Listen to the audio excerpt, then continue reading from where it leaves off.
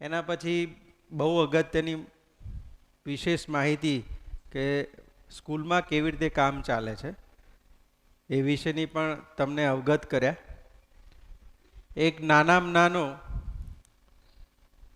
Daily ટેકનિકથી માંડી mega test સુધીની જે યાત્રા છે, જે રીતે સ્કૂલમાં અને આપના સહયોગથી બાળક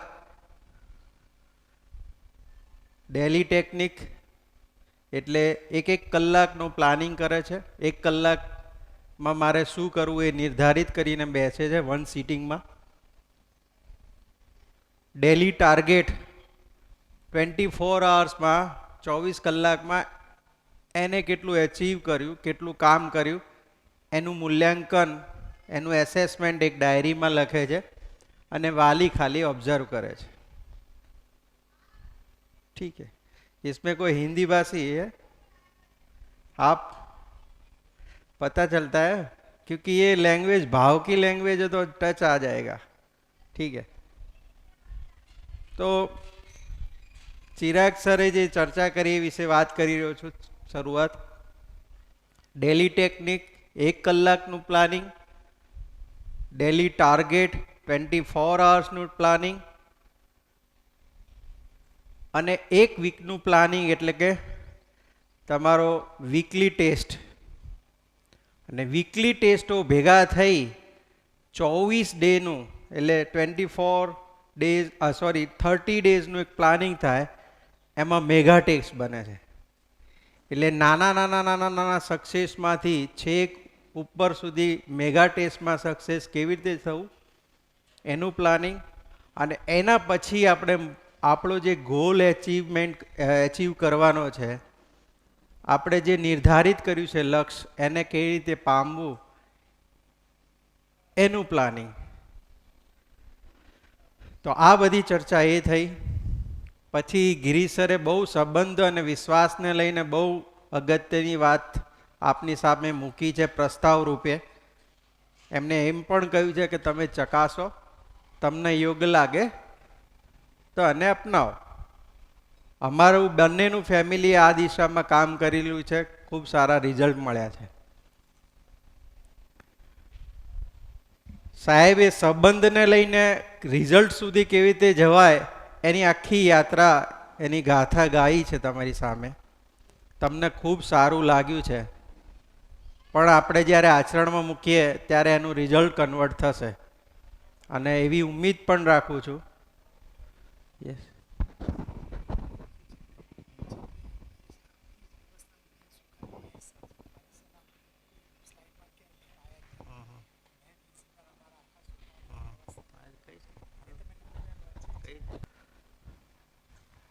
જે સરે વાત કરી સંબંધોને સુધારી પરિવારમાં સુખી રહી અને રિઝલ્ટ કેવી રીતે મેળવી શકો છો એ વાત થઈ.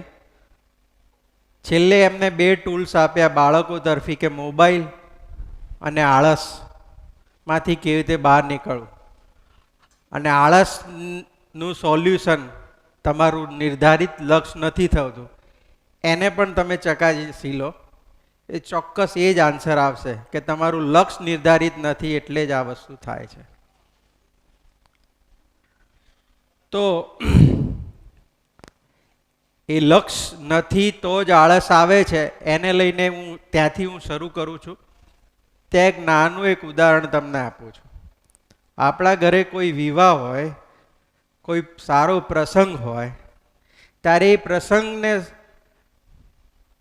બહુ સરસ પ્રસંગ બનાવવા માટે આપણે પ્રયત્ન કરતા. આપણું લક્ષ્ય એ પ્રસંગને સફળ બનાવવાનું લક્ષ્ય હોય છે. આ શોર્ટ લક્ષ્ય હોય છે.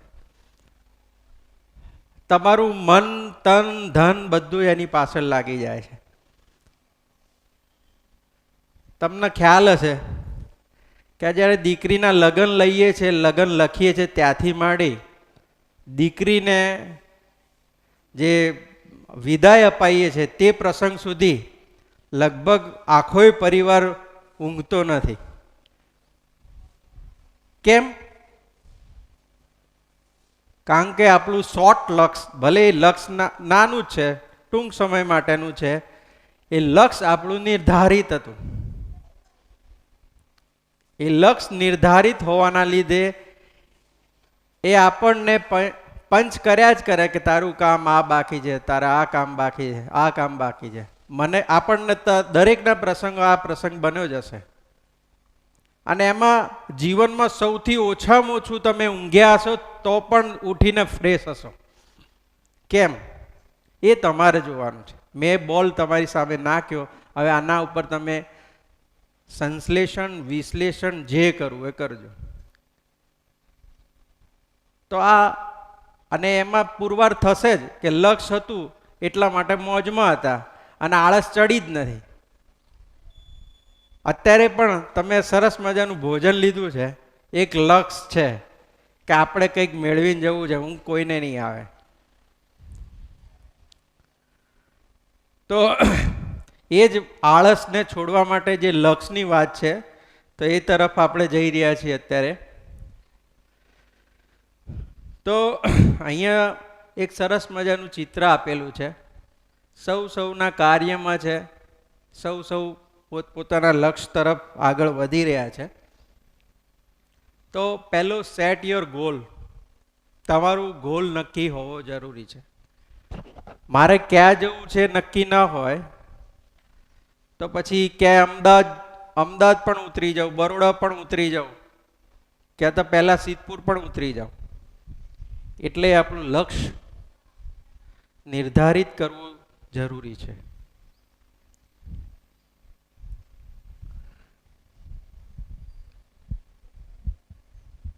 આ એક ડ્રીમ છે કે તમારું બિગ ડ્રીમ હોય. હવે ડ્રીમ ઘણી વખતે કેવા હોય કે કોઈને સાપેક્ષ હોય, કોઈને અનુલક્ષીને હોય. સોસાયટીમાં સારા ડૉક્ટરને જોઈને આપણે ડૉક્ટર થવાનું મન થાય, એમની ગાડી આમ એમનો રૂતબો જોઈને મને એ થવાનું મન થાય, કોઈ કલેક્ટર થવાનું મન થાય. તો એ સાપેક્ષ ડ્રીમ ના હોવું જોઈએ. તમારું સાપેક્ષ લક્ષ્ય પણ ના બનવું જોઈએ કોઈ દિવસ. નિરપેક્ષ, કારણ કે બધાની વેરાયટી અલગ અલગ છે. દરેક ઘરમાં દરેક બાળક, માતા પિતા પણ એમના દરેકના અલગ અલગ ચોઈસ હોય છે. તો એ પણ તમારે જાંચવાની જરૂર છે. વાલીએ સંવાદ કરવાની જરૂર છે. બાળક જોડે બેસીને વાતચીત કરવાની જરૂર છે. કારણ કે હવે તો એમની ઉંમર થઈ ગઈ છે. 14-15 વર્ષ પછી બાળક પોતે નક્કી કરી શકે મારે આ દિશામાં જવું છે. કે તો એવા ઓપ્શન બનાવી શકે કે હું ક્યાં તો મેડિકલમાં જાઉં, મેડિકલ નીચે ના જો તો ફાર્મસી કરું, અથવા આ કરું તે કરું. એવા ચોક્કસ સ્ટેપ બાય સ્ટેપ મૂકેલા હોવા જોઈએ. તો ડ્રીમ છે અને ગોલ નક્કી થાય પછી તમારે એક્શનમાં આવવાનું છે. એક્શન વગર તો રિઝલ્ટ આવવાનું નથી. બાકી એક્શન વગર બધું જ નકામું છે. મેન વસ્તુ એક્શન છે. રેડી? જેમ આપણા ઘરમાં પ્રસંગ હતો અને તમે એક્શનમાં ના આવો તો બધું જ થવાનું. આળસે ચડવાની. એ બે દીકરી વિદાય લઈ ગયા ત્યાં સુધી ઊંઘતા જ હોય, પણ તમે એક્શનમાં આવ્યા, આળસ ભાગી, બધું જ ભાગ્યું અને સરસ પ્રસંગ બની ગયો. તો ગોલ સાથે સાથે એક્શન પણ એટલી જ મહત્વની વસ્તુ છે. પ્રયત્ન એ પહેલી પ્રાયોરિટી છે. જેને પ્રયત્ન છોડ્યો એને સક્સેસનું પહેલું પગથિયું છોડ્યું. પ્રયત્ન જ એ સક્સેસના પગથિયા છે. પ્રયત્ન વગર કશું જ નહીં. હવે આ એક બાળકે ગોલ ચાર્ટ બનાવેલો છે. અમારી ટીમ બાળકોના ઘરે પહોંચે એટલે આવા ફોટા એમની પાસે મળતા હોય છે. અને બાળક પણ પોતાનો ગોલ ચાર્ટ સ્કૂલમાં જે તે મેન્ટર રાખેલા છે, અથવા હું છું, ગિરીશ સર છે, મહેશ સર છે, એમની જોડે આવીને ડિસ્કસ કરતા હોય કે મારે ડૉક્ટર બનવું છે તો બેસ્ટ ઇન્સ્ટિટ્યૂટ કઈ, એના માટે મારે કઈ એક્ઝામ આપવાની છે, બોર્ડમાં મારે કેટલા મિનિમમ માર્ક્સ જોઈએ, નીટ લાગે તો નીટમાં મારે કેટલા મિનિમમ માર્ક્સ જોઈએ, એ બધું જ અહીંયા નિર્ધારિત કરે છે. હવે ઘણાને એમ થાય કે આ બધું લખાઈને મતલબ શું, આ પોસ્ટર બનાવવાથી શું ફાયદો થશે? તો આ ચિત્ર છે ને એ તમારા મનમાં ચિત્રણ બનાવશે, એ દરેકને ખબર છે. તમે અત્યારે પણ હનુમાનને યાદ કરો તો કોણ યાદ આવે છે? પ્રવીણચંદ્ર યાદ આવે છે? તો હા, નહીં, આપણે હનુમાનને યાદ કરીએ છીએ ત્યારે એ જ આપણને રામાયણમાં જે હનુમાન બતાવે છે એ જ યાદ આવે છે. એ તો એક કાલ્પનિક છે ને. આ એમના પ્રત્યે આપણને રિસ્પેક્ટ થાય કે નથી થતો? એમ આ ગોલ ચાર્ટ બનાવવાથી તમારા કઈ ગોલ નથી પ્રાપ્ત થઈ જતો. એનું મૂળ કી તો એક્શન જ છે, પણ આ તમને ટ્રિગર કરશે. શું કરશે? વારંવાર તમે આ ગોલ સામે જોશો ને, ક્યાંક ઊંઘ આવતી છે ને તો આળસ આવતી છે ને તો નહીં મારે આ કરવાનું છે, ત્યારે તમને ટ્રિગર્સ આમ ઊભા કરી નાખશે. એટલે અમે મહિના સુધી બાળક જોડે ડિસ્કસ કરીએ છીએ. ભલે અત્યારે બાળક ઘણીવાર પ્રભાવમાં ને બીજાના પ્રભાવમાં અથવા આવેશમાં આવીને નિર્ણય લઈ લે કે મારે તો હવે ડૉક્ટર થવું, જે થવું થાય. પણ મહિનાની અંદર અમે એને સેટ કરી દઈએ છીએ. ખરેખર તારા માટે આટલી આ સ્થિતિ છે, હા ડૉક્ટર તું થઈ શકે છે, પણ એના માટે આ કરવું પડશે. એટલે ધીમે ધીમે જેમ સરે કહ્યું હતું કે 20મા માળે જવું હોય તો કૂદકો મારવો કોઈ શક્ય વસ્તુ નથી, નહીતર પછી એક્સિડન્ટ થાય. એટલે એ બધી જ માહિતી એ ગોલ ચાર્ટ સ્વરૂપે એના ઘરે પડી રહે છે. એમાં બધું જ નક્કી કરે છે. અમુક પોઝિટિવ સેન્ટેન્સો લખે છે, એના કઈ કોલેજમાં જવા માગે છે એ લખે છે, લાસ્ટ 2-3 વર્ષના કટ ઓફ લખે છે. આ બધું જ ગોલ ચાર્ટમાં બનાવે છે. ગોલ ચાર્ટ એટલે 27x22 ઇંચનો જે આવે છે ચાર્ટ પેપર, એમાં બનાવવાનો હોય છે. એમાં તમે કલર પણ મૂકી શકો, બધું બનાવી શકો છો. એને સરસ બતાવ્યું છે. આ છોકરાનું વિઝન હતું બોર્ડમાં, મને વંચાતું નથી અહીંયાથી. શું વંચાય છે? હા, રિષિતા. તો એને પણ ડૉક્ટર જ થવું છે અને એને એમડી બનવું છે, એટલે એને ગોલ બનાવ્યો છે. ઠીક છે, ગોલ ચાર્ટ બનાવ્યો. આ સેન્ટેન્સ ઘણું બધું કહી આપે છે. સક્સેસ થવું આમ જોવા જઈએ ને તો એક એક્સિડન્ટ જો ગણવામાં આવે તો પછી નસીબ ઉપર જવાનું થાય, પણ નસીબ જેવું કંઈ છે જ નહીં. રાઈટ ડિસિઝન લેશો તો તમે ત્યાં પહોંચી જવાના છો. એ સમય તમારો અત્યારે છે.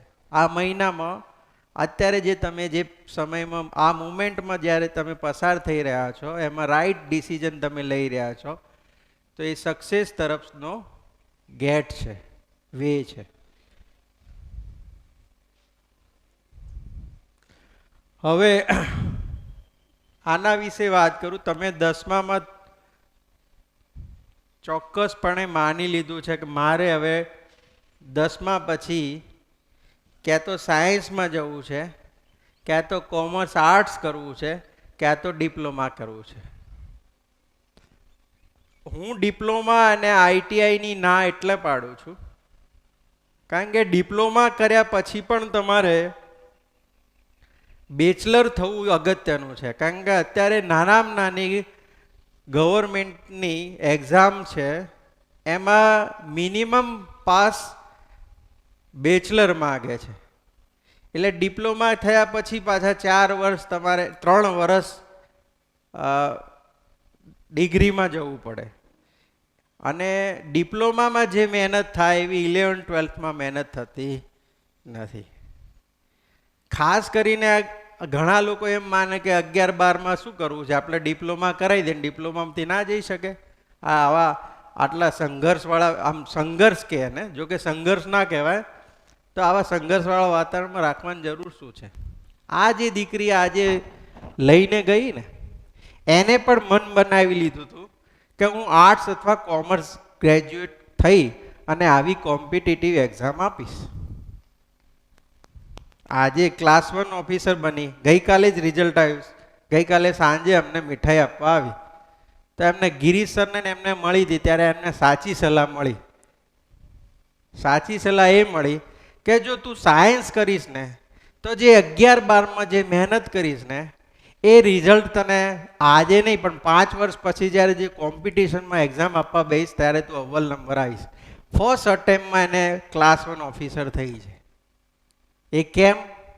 હા, એ આર્ટ્સ કોમર્સમાં જઈને પણ થઈ શકતી હતી, પણ જે 11-12માં જે મહેનત કરી છે ને, જે આમ જે ઘસાઈ છે ને, માઇન્ડ જે ગ્રો થયો છે એ ડિપ્લોમામાં કે એમાં શક્ય નથી, આર્ટ્સ કોમર્સમાં એ શક્ય નથી. એટલા માટે તમે જે ચોઈસ કરી છે એ બેસ્ટ ચોઈસ કરી છે સાયન્સ માટેની. હા, નીચે પણ એક સરસ સેન્ટેન્સ લખ્યું છે, જો માઇન્ડને તમે great friend if you control, તમારું ગ્રેટ ફ્રેન્ડ છે તો તમે કંટ્રોલ કરી શકશો, અને જો માઇન્ડ તમને અનફ્રેન્ડ તરીકે રાખે છે અને જો કંટ્રોલ કરશે ત્યારે રિઝલ્ટ કંઈક અલગ મળશે. એટલે માઇન્ડ ગેમ છે આખી, માઇન્ડને કંટ્રોલ તમારે કરવાનું છે. તો મૂળ સાયન્સમાં 2 ભાગ છે, એ અને બી, એ તો તમને ખ્યાલ આવી ગયા છે. મારા ભાગે બી પોર્શન આવ્યું છે. નિલેશ સર કરીને આપણા મેથ્સના ટીચર છે, એમને આગ્રહ હતો કે હું એન્જિનિયરિંગ તરફ માહિતી આપું, તો હું તમને બી તરફની માહિતી બધી પ્રોવાઈડ કરીશ આજે. હા, ફરીથી એક આ ભાવિક સોની કરીને લાસ્ટ યર મેડિકલમાં ગયો છે છોકરો, એનું પણ આ ગોલચાટ નજીકમાં છે. અમે ઘરે વિઝિટ સર મહેશ સરને જતા હોય ત્યારે એનો ફોટો લીધેલો છે. આ છોકરાનું પણ મેડિકલ જવું અહીંયા ગોલચાટમાં નિર્ધારિત હતું અને એમાં જ ગયો છે, MBBSમાં જ ગયો છે. એટલે ઇફેક્ટ તો આવે છે, ઊંઘવા નથી દેતો આ ગોલચાટ.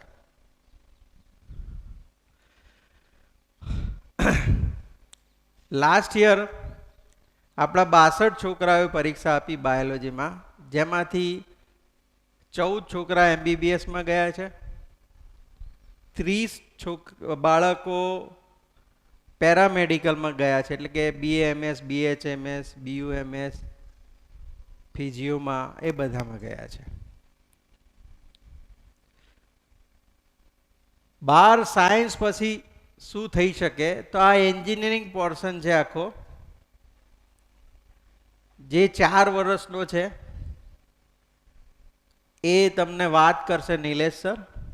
હું મેડિકલ વિશેની ચર્ચા કરી રહ્યો છું અત્યારે. હું નીચે આવતો મને દેખાતું જ નથી, આનાથી અવગત છો. એના પછી છે BDS છે ડેન્ટલ. એના પછી ડેન્ટલ એટલે કે એ તો તમને ખ્યાલ છે, દાંત જડબાની જે કંઈ સમસ્યાઓ છે એ દૂર કરવા એ બધા ડૉક્ટર્સ છે ડેન્ટલ કહે છે. BAMS જે આયુર્વેદ ડૉક્ટર છે, આયુર્વેદ ડૉક્ટર બનાવે છે. BHMS જે હોમિયોપેથી, એ આયુર્વેદના લગભગ સમકક્ષ જેવું જ હોય છે. એક BUMS કરીને યુનાની કરીને એક નવી બ્રાન્ચ ઓપન થઈ છે. જેમ આપણે આપણા વૈદિક પરંપરાગતમાં આપણે અહીંયા મોટા થયા છીએ, અહીંયા આયુર્વેદનું એટલું મહત્વ છે, તેમ અરેબિયન કન્ટ્રીમાં યુનાનીનું એટલું મહત્વ છે. એટલે એની પણ બ્રાન્ચ અત્યારે ઇન્ડિયામાં 2-3 કોલેજો એવી ઓપન થઈ છે. પછી છે ફિઝિયોથેરાપી, BPT. ફિઝિયોથેરાપીમાં તમને ઘણાને એવું લાગે કે આ કસરતવાળા ડૉક્ટરની વાત છે. આ કસરતવાળા ડૉક્ટરમાં શું ભણવાનું હશે? પણ આજે વર્લ્ડમાં સૌથી વધારે ડિમાન્ડ હોય ને તો આની જ તમને કહું. આખા વર્લ્ડનો રેશિયો કાઢો તો સૌથી વધારે ડિમાન્ડ ફિઝિયોથેરાપીની છે. યુરોપમાં અને અમેરિકા, કેનેડામાં જેવા દેશોમાં કોઈ પણ નાનું સર્જરી કરાવો એટલે એને મહિનો 2 મહિના માટે ફિઝિયોથેરાપી કરાવી ફરજિયાત છે. એ સર્ટિફિકેટ ન આપે ત્યાં સુધી ગવર્મેન્ટ જોબ વાળો પણ એને સ્વીકારે નહીં પાછો. સમજ્યા? એટલે આપણને કંઈક નવું લાગે છે કે અહીંયા આ કસરત વાળો ડોક્ટર, એમાં ક્યાં બનવા જવું, પણ એની ડિમાન્ડ બહુ સારી છે. જેને ફોરેન જવું છે, વિદેશમાં સ્થાયી થવું છે, એના માટે ખૂબ સારી છે.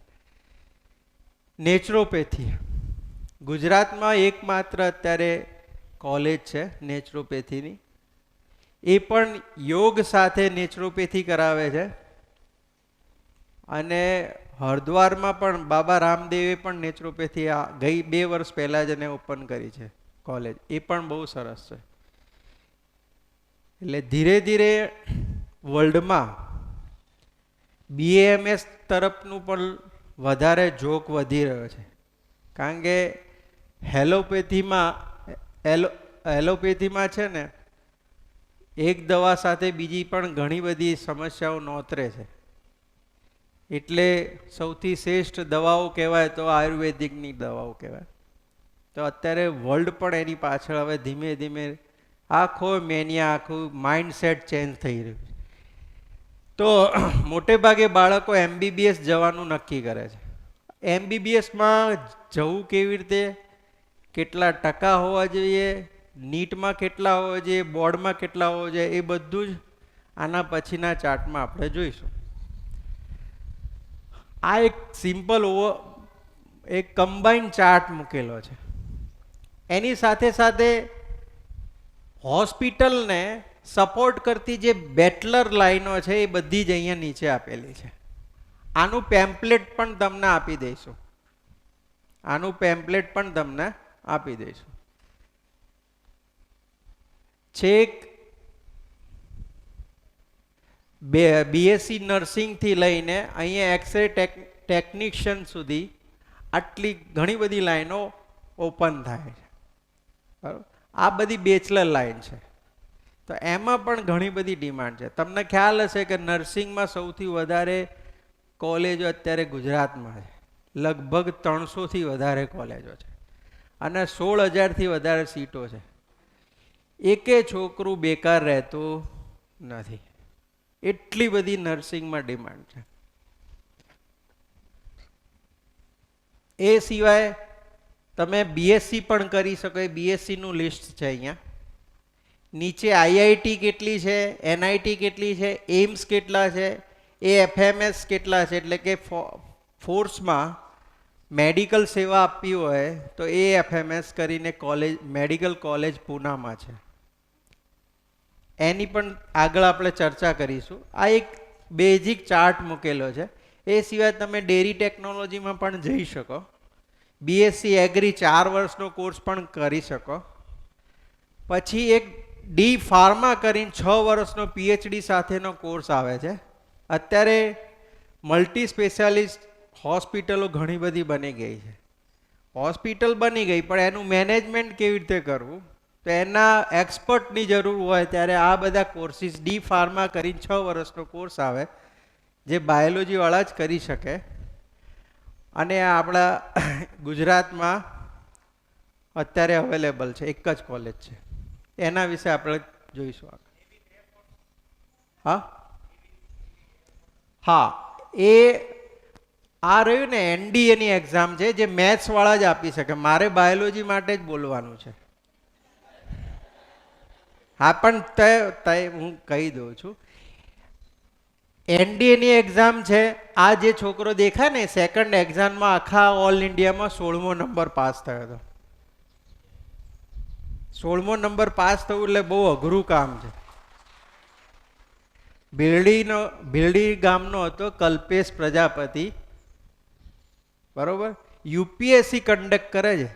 યુપીએસસી એનડીએની એક્ઝામ બે ટાઈપની હોય. જેમ J1 ને J2 હોય ને, જે એડવાન્સ જેવી, એવી રીતે NDA1 ને NDA2 એક્ઝામ હોય. સેકન્ડ એક્ઝામમાં એને 16મો નંબર આવ્યો હતો. પણ તોય બી મારે કે નેવી નથી, અમારે કર્નલ નથી બનવું. એમાં તો સીધી પોસ્ટ મળે, કર્નલ નહીં.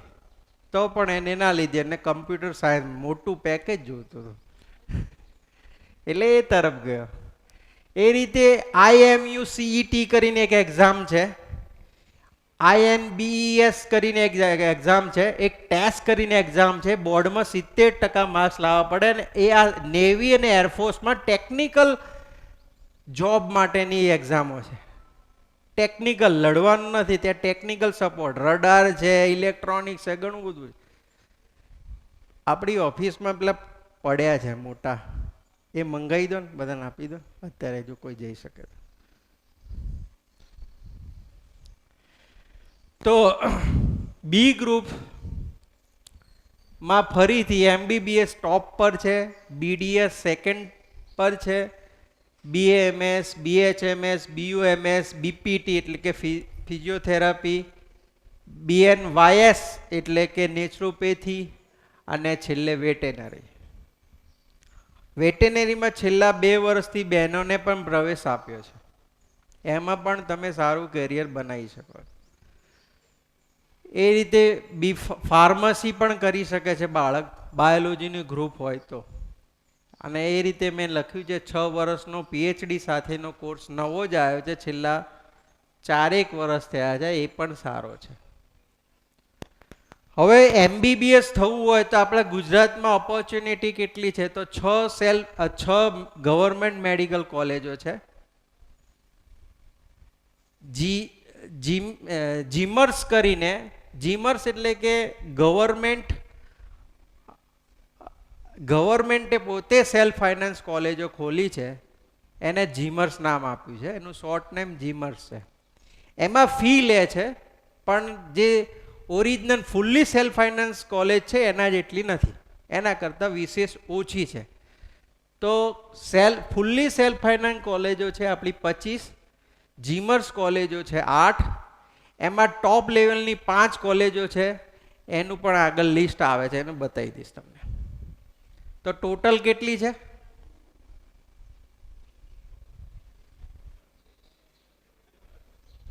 હા 39 છે ને.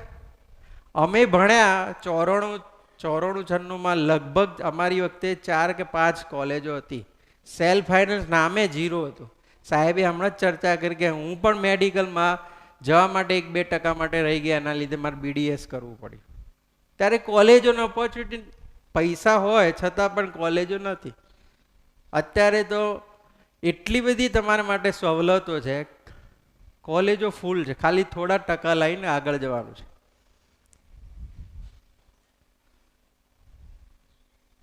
હા, આ 2023-24નો ચાર્ટ છે. આનો કદાચ ફોટો પડતો પાડી દો તમે.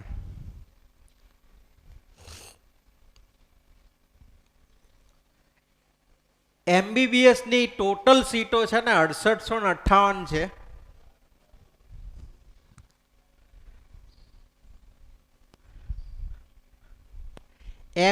એમાં પહેલું છે ને ઓલ ઇન્ડિયા કોટો છે AQ, બીજો કોટો છે GQ, ત્રીજો કોટો છે MQ, લાસ્ટ કોટો છે NQ એટલે કે NRI, MQ એટલે મેનેજમેન્ટ, GQ એટલે ગવર્મેન્ટ તરફ, અને AQ એટલે ઓલ ઇન્ડિયા. રેડી? ટોટલ સીટો MBBS ની 6858 છે, BDS ની 1255 છે. એમાં અહીંયા મૂકેલું છે, જો BDS ની 2 ગવર્મેન્ટ છે ને 11 સેલ્ફ ફાઇનાન્સ છે. એ રીતે BAMS માં 5 ગવર્મેન્ટ છે, 36 સેલ્ફ ફાઇનાન્સ. BHMS માં 4 ગવર્મેન્ટ, 41 સેલ્ફ ફાઇનાન્સ. BPT માં 4 ગવર્મેન્ટ, 49 સેલ્ફ ફાઇનાન્સ. એવી રીતે નર્સિંગમાં કોલેજો જુઓ 325 કોલેજો, કોઈને બાકી જ નહીં રાખવા, આવો તમને ભણાવવા છે. અને 16,000થી, આ તો એપ્રોક્સિમેટલી 16,000થી વધારે સીટો છે. અને જોબની 100% ગેરંટી વોરંટી. ગવર્મેન્ટમાં લાગે તો 35,000થી સ્ટાર્ટ થાય, એવું જ છે ને, 35 કે 25,000થી સ્ટાર્ટ થાય છે. તો આ એક સિનારીઓ ટોટલ સીટ્સનો છે.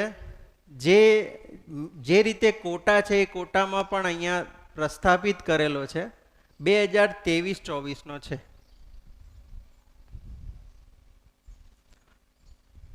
એટલે આપણે ગોલ સેટ નક્કી કરતા હોય તો આપણે થોડું એ પણ સોચવું જોઈએ કે આપણી સીટો કેટલી અવેલેબલ છે.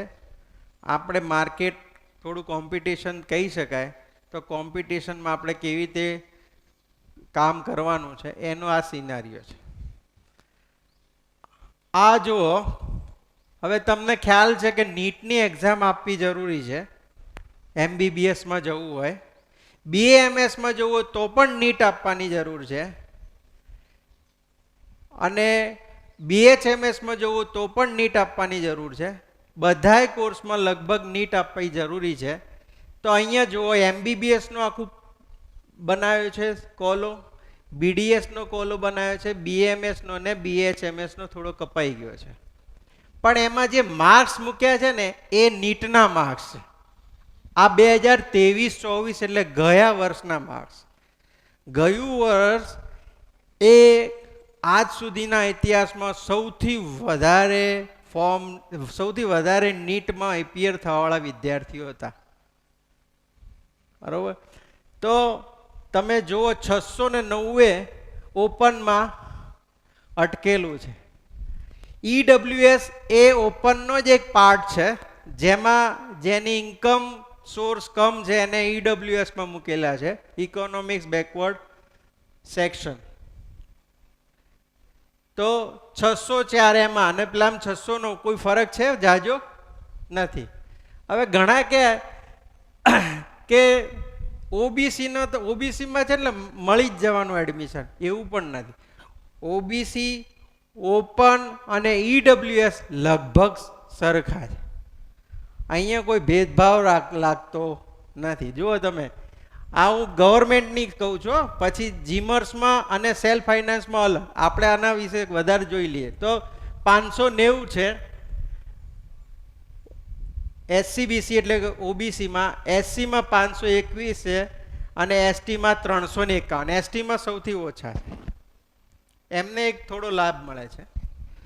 હવે એ રીતે જીમર્સમાં પણ જુઓ, જે ગવર્મેન્ટ સેમી ગવર્મેન્ટ કોલેજો છે એમાં પણ જુઓ, ઓપનમાં 548, 545, ઓબીસીમાં 541, SCમાં 472. સેલ્ફ ફાઇનાન્સમાં જુઓ, ઓપનમાં 482 છે, અટક્યું હતું ગઈ સાલ.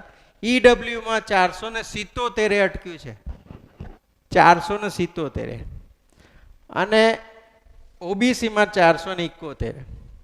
એટલે બાજુમાં ગુજરાતનો રેન્ક લખેલો છે, કારણ કે તમે જેવું ફોર્મ ભરશો ને એટલે તમારો ગુજરાતનો એક રેન્ક બનીને આવશે, એના પછી જ તમારું એડમિશન થશે. તો આનો પણ તમે ફોટો લઈ શકો છો, એક ઇમેજ લઈ લો એટલે કાયમ માટે તમારે મગજમાં કે આપણું એક ટાર્ગેટ આવો હોવો જોઈએ. કારણ કે આમાં 3 કેટેગરી, ગવર્મેન્ટ, સેમી ગવર્મેન્ટ ને ફૂલ્લી સેલ્ફ ફાઇનાન્સ સ્કૂલનું કોલેજનો ડેટા આપેલો છે.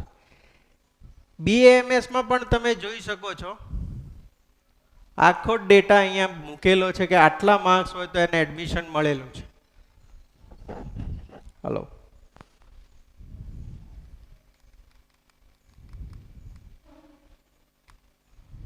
હવે આમાં એક ભૂલ થઈ ગઈ, કોઈ પકડે તો કે.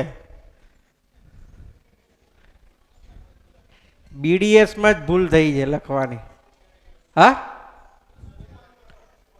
ઓપનનું કટઅપ લખવામાં ભૂલ થઈ છે, હે ને? એ લગભગ 450-55 હશે. મને એવું લાગ્યું 246 ને કેવી રીતે મળી છે. બરોબર, બાકીના બધા જ ડેટા પરફેક્ટ છે.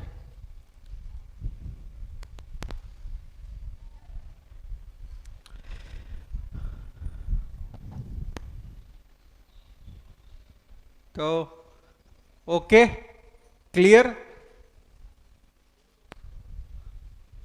કેમ થતું નથી ભાઈ? હા, arm force medical college Pune, જેને ગવર્મેન્ટમાં એટલે કે ફોર્સમાં એરફોર્સ છે, નેવી છે અને આર્મી છે, 3 બ્રાન્ચો છે. એ બ્રાન્ચમાં મેડિકલ ઓફિસર તરીકે સેવા આપવી હોય તો એ લોકો બહારના એમ્સમાંથી કોઈને ડૉક્ટરોને લેતા નથી.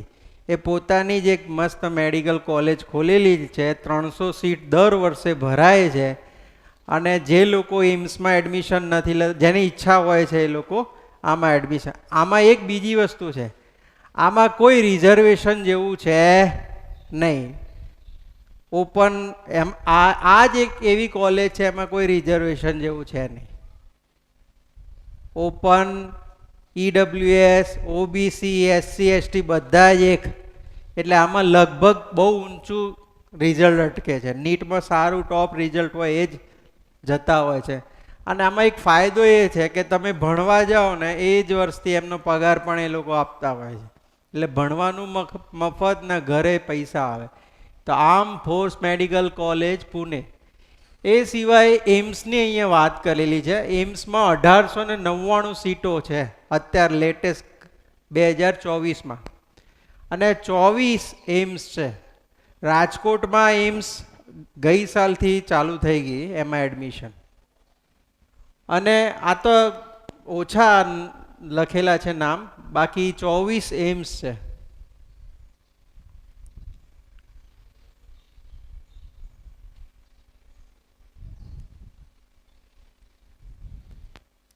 એમ્સ વિશે તમને થોડી માહિતી આપી દઉં કે ભારતની સૌથી સારામાં સારી મેડિકલ ક્ષેત્રની સેવા આપતી હોય અને ગવર્મેન્ટ, ફૂલ્લી ગવર્મેન્ટ, ઇન્ડિયન ગવર્મેન્ટથી ચાલતી મેડિકલ કોલેજ હોય તો એ એમ્સ છે.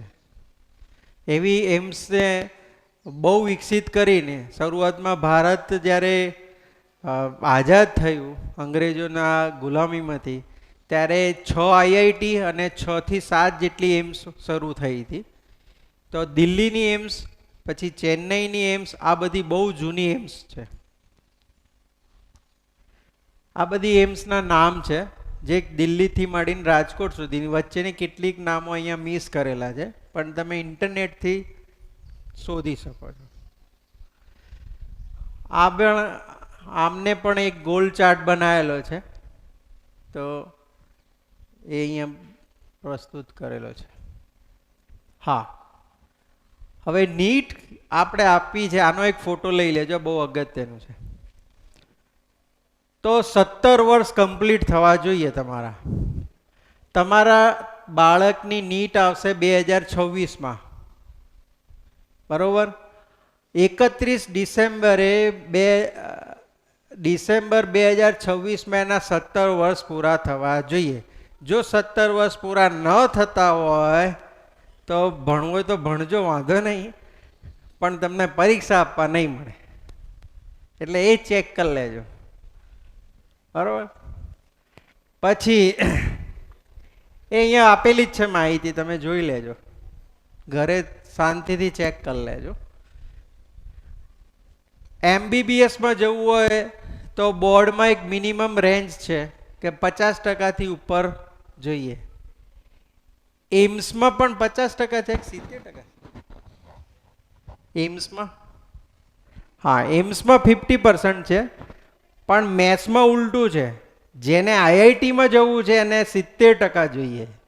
એટલે એમાં થોડું ધ્યાન રાખવાનું છે મેથ્સવાળાએ જેને આઈઆઈટી સુધીનું સપનું છે ને એને તો બધું જ ક્લિયર કરવાનું. JEE-1 ક્લિયર કરવાની, એટલે કે મેન ક્લિયર કરવાની, JEE-2 એડવાન્સ ક્લિયર કરવાની, અને બોર્ડમાં સારું પરફોર્મન્સ પણ લાવવાનું. એટલે 70% ઉપર લાવે તો જ. આપણી ખ્યાતનામ સ્કૂલ બનાસકાંઠાની એક એવી સ્કૂલ હતી, એમના એક બે વાલી મને મળ્યા હતા 4 દિવસ પહેલાં પાલનપુર, કે મારા છોકરાને ગુજકેટની પરીક્ષા ના આપી. સ્કૂલને તરફથી કહેવામાં આવે કે ગુજકેટ શું કરવા લેવી, તું તો એડવાન્સ ક્લિયર કરી શકે એવો છે. તો એડવાન્સ તો ક્લિયર થઈ જ ગઈ અને સારો રેન્ક પણ આવ્યો. તો થયું શું, એને 50%, એટલે 70%થી એક તો ઓછા માર્ક્સ આવે, એટલે એડવાન્સમાં એડમિશન ના મળ્યું. અને આ બાજુ એને ગુજકેટ પણ ના આલી, એટલે ગુજરાતમાં પણ એડમિશન ના મળ્યું. એટલે કેટલી બધી મિસ ઇન્ફોર્મેશનના કારણે એને એની લાઈફ બગાડી, 1 વર્ષ આખું બગડ્યું. એના પપ્પા એટલી બધી ગાળો બોલતા હતા શિક્ષણને સ્કૂલો ઉપર. પછી મેં કીધું છે શું, એટલે કે આવું થયું. પાલનપુરની ખ્યાતનામ સ્કૂલ હતી, બોલો. એટલે આવું હોય છે. એટલે ઇન્ફોર્મેશન ડેટા, સાચા ઇન્ફોર્મેશન ડેટા મેળવી લેવા જોઈએ ગુરુજીઓ જોડેથી અથવા કોઈ વડીલો જોડેથી. તો 50% બોર્ડમાં હોવા જોઈએ.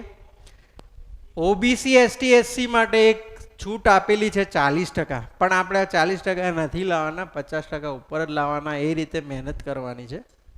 તો આ એક તમને પ્રોપર આઈડિયા આવી જશે. નીટની એક્ઝામ 3 લેંગ્વેજમાં લેવાય, ઇંગ્લિશ, હિન્દી અને ગુજરાતી.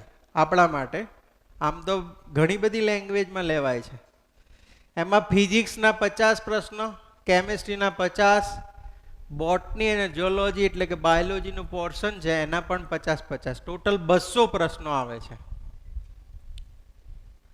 અત્યારથી તમે બધા આ માહિતી ઠીક છે મેં તમારી આગળ મૂકી, પણ બાળક જેવી રીતે જે મેગા ટેસ્ટો આપશે ને એ નીટની કોપી જ હશે, એટલે એને મોટે ભાગે પ્રેક્ટિસ થઈ જશે. બરાબર? જ્યારે ફાઇનલ મેચ રમવા જતો હશે ને ત્યારે એને લગભગ 40થી 50 મોટી મોટી મેચો રમી લીધી હશે. એટલે નીટના એટલા મોટા 720 માર્ક્સના ટેસ્ટો આપી દીધા હશે, એટલે ચિંતા જેવી વસ્તુ નથી. આમાં નેગેટિવ માર્ક્સ છે, 1 માર્ક્સ કપાય છે.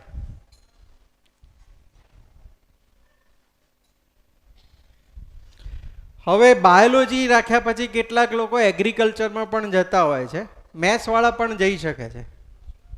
અમુક ચોક્કસ પ્રકારના કોર્સિસ છે ટેકનિકલ એગ્રીકલ્ચરમાં, એમાં મેથ્સવાળા પણ જઈ શકે છે. પણ એગ્રીકલ્ચર યુનિવર્સિટી આપણી જોડે જે છે દાંતીવાડા, એનું નામ છે આણંદ, સૌથી મોટી છે, પણ કેમ્પસ સૌથી મોટું દાંતીવાડાનું અને નવસારીનું છે. તેમ જુનાગઢ અને કામધેનુ ગાંધીનગર નવી ઓપન થયેલી છે, પણ એ પણ જૂની થઈ ગઈ છે. એનામાં બોર્ડમાં 60% અને ગુજકેટના 40% લેખે એનું આખું જ એક મેરિટ તૈયાર થાય છે. અને તમે એગ્રીકલ્ચરના જે યુનિવર્સિટી જે કોર્સ ચલાવે છે એમાં તમે એડમિશન મેળવી શકો છો. એવી રીતે જુઓ, મેડિકલ ક્ષેત્ર ખાલી એક જ વેટેનરી એવી મેડિકલ ક્ષેત્ર છે જે એનિમલ હસબન્ડરી માટે તમારે સેવા આપવી હોય, એનિમલ્સમાં તમારે જવું છે, એની સેવા આપવી છે મેડિકલ ક્ષેત્રમાં, તો ગુજકેટ થ્રુ જઈ શકો છો. પેલા બધામાં નીટ થ્રુ જવાનું, આમાં ગુજકેટ થ્રુ જવાનું. ગુજકેટમાં એક ફાયદો એ છે ખાલી ફક્ત 12માનો કોર્સ આવે, અને નીટમાં એ છે કે 11મા અને 12મું બંને આવે છે. એ તો તમને બાળક અહીંયા ભણશે એટલે ખ્યાલ આવી જશે. એ રીતે ફિશનરીનો એક કોર્સ છે બેચલર, પછી એગ્રીકલ્ચર છે બીએસસી, હોર્ટિકલ્ચર છે, અને એગ્રીકલ્ચર ઇન્ફોર્મેશન ટેકનોલોજી એટલે બીટેક કરીને એક પ્રોગ્રામ 4 વર્ષનો પણ ત્યાં છે એગ્રીકલ્ચરમાં. તો આ તમને મોટી મોટી વસ્તુ તમને બતાવી છે કે એગ્રીમાં બી આટલા કોર્સ છે. એના સિવાય પણ તમે હોમ સાયન્સ પણ કરી શકો, બાયોટેકનોલોજી પણ કરી શકો એગ્રીમાં, પછી માઇક્રોબાયોલોજી પણ કરી શકો, બાયોકેમિસ્ટ્રી પણ ચાલે છે, ફૂડ ક્વોલિટી પણ એક કોર્સ શરૂ કર્યો છે બીએસસી એગ્રીમાં, એગ્રીકલ્ચર યુનિવર્સિટીમાં.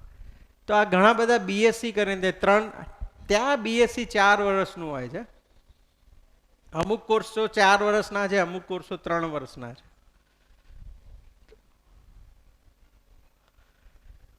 હવે બીએસસી મારે કરવું છે, મારે બીએસસી કરવું છે ને પીએચડી લાઈનમાં જવું છે, ટોપ લેવલની યુનિવર્સિટી અથવા ઇન્સ્ટિટ્યૂટમાં અભ્યાસ કરવો છે, તો ભારતની ટોપ નંબરની જે કોર બીએસસી કરાવે છે એવી 2 ઇન્સ્ટિટ્યૂટ છે અહીંયા, આઈઆઈએસસી અને આઈઆઈએસટી.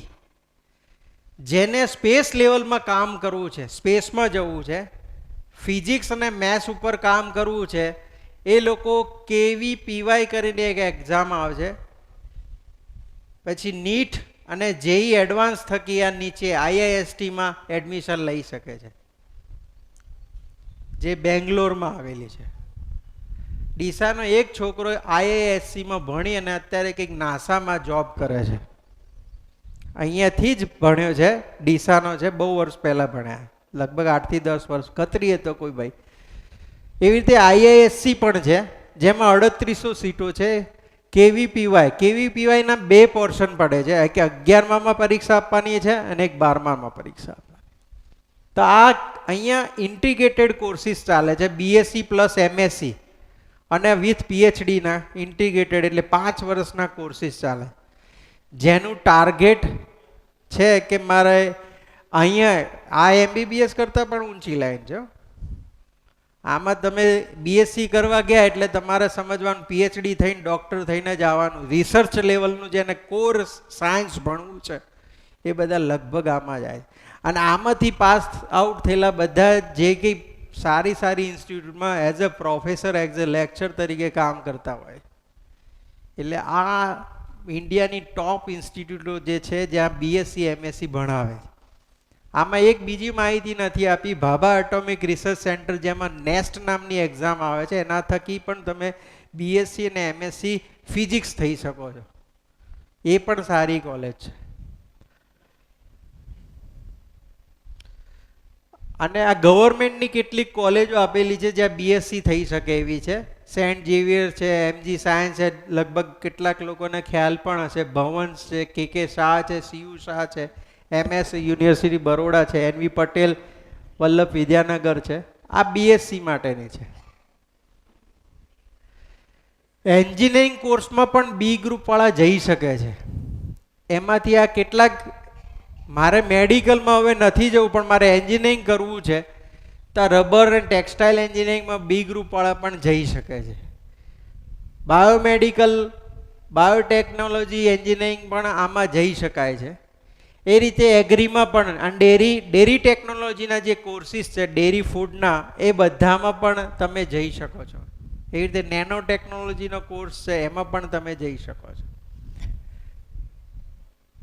તો આ બધું એક છે કે જેમાં મારી પાછળ બી ગ્રુપ લાગી તો હું એન્જિનિયર ના થઈ શકું એવું નથી, એમાં પણ જઈ શકો છો.